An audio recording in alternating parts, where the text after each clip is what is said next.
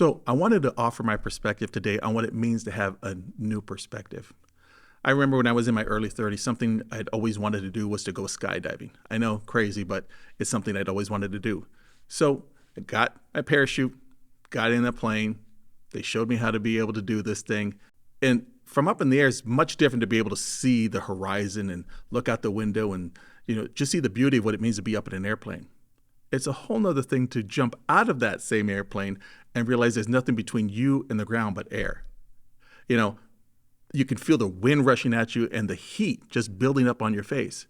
And while you're experiencing this, the one thing that you don't realize is that the ground doesn't really look like it's coming at you as fast as it is. Though that is an indicator of the fact that you need to take some action because something is coming up. And really feel having a new perspective is very similar like this. Oftentimes, people say, yep, I want to have a new perspective. But I think they confuse having hindsight with having a new perspective. Because while hindsight can show us good things of what happened in the past and something that was, impactful in our lives, at the same time, having hindsight and just seeing it differently isn't the same as having a new perspective. Because the whole experience of walking in something new means it's something you haven't experienced before. Jesus alluded to this when he was talking about new wine going into new wineskins, because if it went into the old wineskins, the wineskins would burst. I've often heard Pastor Lauren share that, people don't always know what they like, but they like what they know.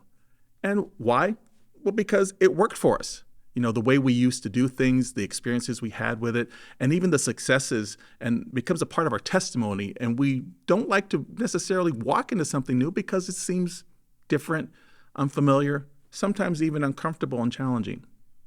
Most of all, the difficulty I see with people is that we don't want to walk into new things because the old things worked. And we like the way that feels. But we need to keep something in mind. And Jesus shared this in John chapter 15 and verse 1 and 2. It says, I am the true vine, and my Father is the gardener. Every branch in me that does not produce fruit, he removes.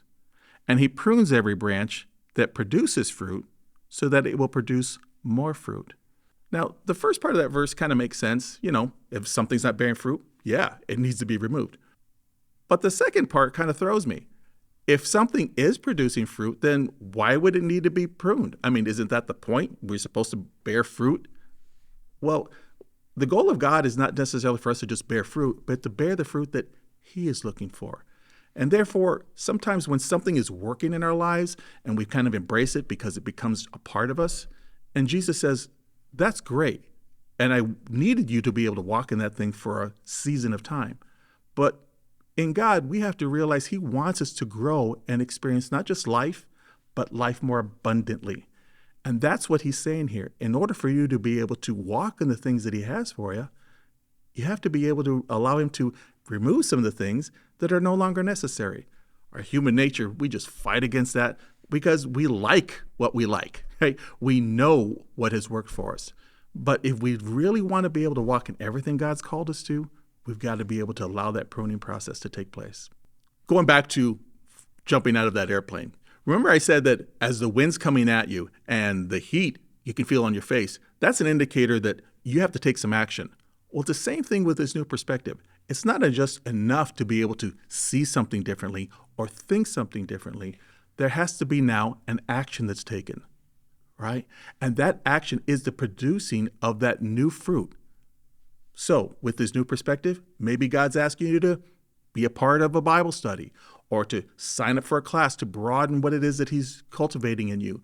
Remember, it's not just fruit, but it's the fruit that God is looking for. I remember reading in John chapter 3 when Jesus meets Nicodemus, and Nicodemus comes to him on the down low and doesn't want anybody to know what's going on. And Jesus didn't focus on that. He focused on the man that was looking for something more. And while he may not have been ready to be able to walk in everything, he saw something different and he responded to it. And I think that's what the Lord is looking for from us, is to not just to see something more, but to be able to take the step of faith and to walk in what he has for us. That's what I want.